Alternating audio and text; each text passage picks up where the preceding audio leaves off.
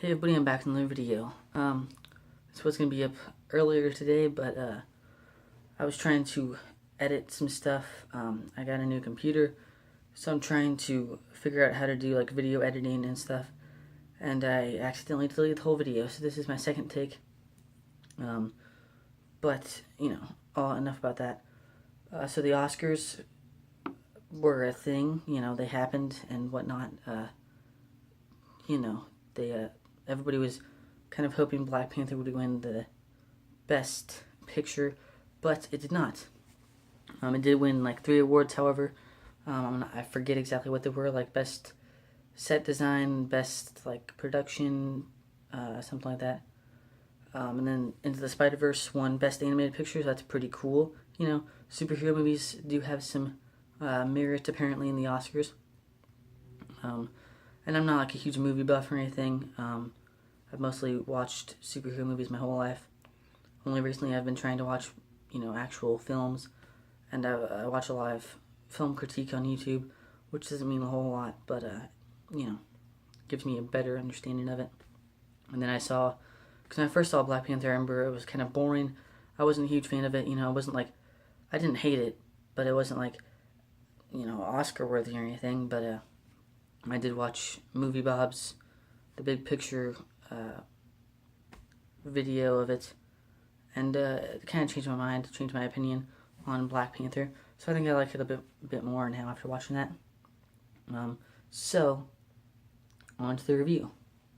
Today we're going to be talking about Daredevil Volume 1 by Mark Waid, and then it's got 2 different artists on it.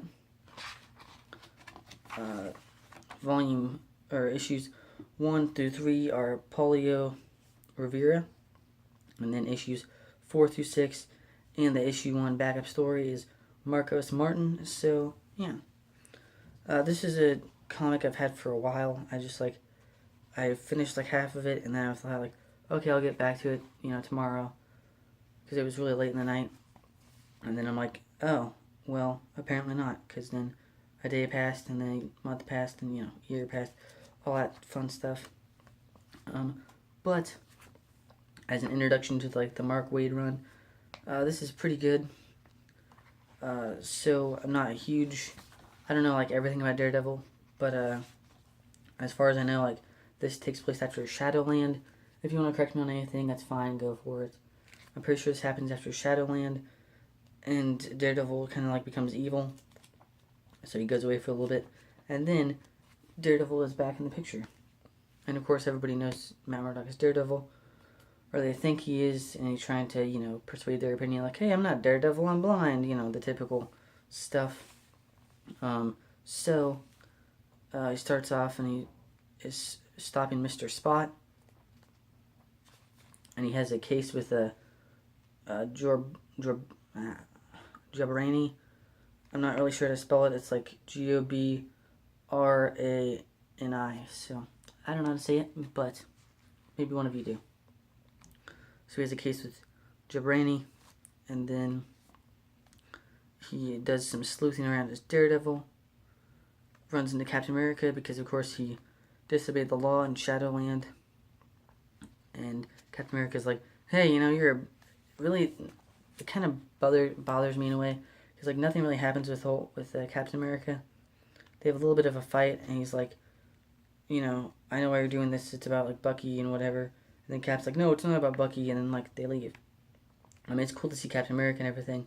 He's one of my favorite heroes, but to me it doesn't really add up to a whole lot. They're just like, hey, you're Daredevil, I'm Captain America, punch, punch, and then he leaves.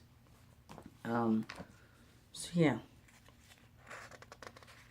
And then, of course, there's a funny little gag that kind of goes throughout the whole volume of Daredevil trying to get Foggy to stop eating junk food. Because he's like, hey, Foggy, this smells really horrible, because, he like leaves all the trash in the trash can and it builds up and all that stuff. So, of course, tries to get him to stop eating junk food. And then Matt does some sleuthing as Daredevil and finds out that Claw is running he's like sort of held up in the place that his client is at Jabrani, and Claw is like making him think like he can't win the case, making the client think he can't win the case because, of course, he's got sound frequency and stuff. So, and then, of course, also whenever Matt tries to win the case, he's like, he'll give them evidence, and then everybody on the opposing side says like, hey, you know what, you're Daredevil, so your opinion doesn't matter. Is basically how it goes. And then Daredevil fights Claw, and that is where we'll stop for now, because otherwise we will spoil the, we don't want to spoil too much of the book, of course. So, fights Claw. I do like this as a, now how is this book rated as a Daredevil book?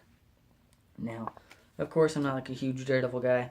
I've read a few issues recently, but, I haven't read like a lot of the Frank Miller stuff. I haven't read any of the Brian Michael Bendis stuff.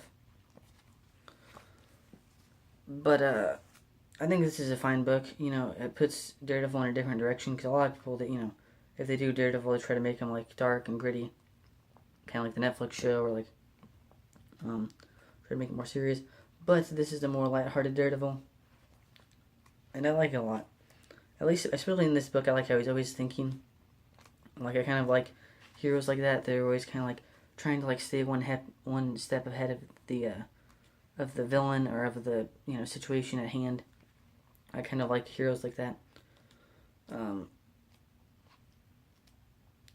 But this is a pretty good book. The art definitely, like I said, it changes like halfway through the book. I think both the art styles are pretty good. I think I'd probably prefer the first. I think I prefer Paolo Rivera over Marcos Martin. But that's just me. They both have kind of similar art styles, so it's not like totally jarring, but at least in my opinion, like it's not like anything super major. But I think they both do fine. How's the writing? You're probably wondering. Well, of course, it is written by Mark Waid, another wonderfully acclaimed writer. I think it's okay. Again, I did get kind of, the first time I read it, I got kind of tired and gave up on it halfway through. But, I don't know. It's interesting to say the least, because of course there's a backup story in there that like just sort of talks about, well, nothing really. It mostly just Talks about Matt's heightened senses and everything. But to me, this book almost feels like lackluster in a way. But again, the writing, of course, is fine. Like it's not like horrible or anything. I'm sure it'll pick up in later volumes, because this is just the introduction. But it seemed kind of lackluster until like the last 3 volumes. That's where action really picks up and it gets really intense. But again, that's to be expected. First volume, they gotta introduce the character and everything. I'd probably give this book like an A-. So yeah. There's your review for Daredevil, Mark Waid, Volume 1. I'll just call it Mark Waid, because, there's plenty of Daredevil Volume 1s out there. And then coming soon, I know Haley the Hufflepuff wanted me to review Gwenpool, but that was like 8 months ago. I just haven't gotten around to buying it. And then Bombastic Webhead wants me to review Spider-Man Brand New Day. That will come probably later. Well, I don't know when, because I've got to buy all the rest of the issues. So that'll take some time. Unless I get enough money and can buy like all in bulk or something. Hopefully I'll get better at video editing, and I can actually make these look better than they are now. Because right now, I accidentally delete my video, and we'll get around to fixing that somehow. So hopefully later we can fix that, and I can get like better special effects or whatever going on in the video category.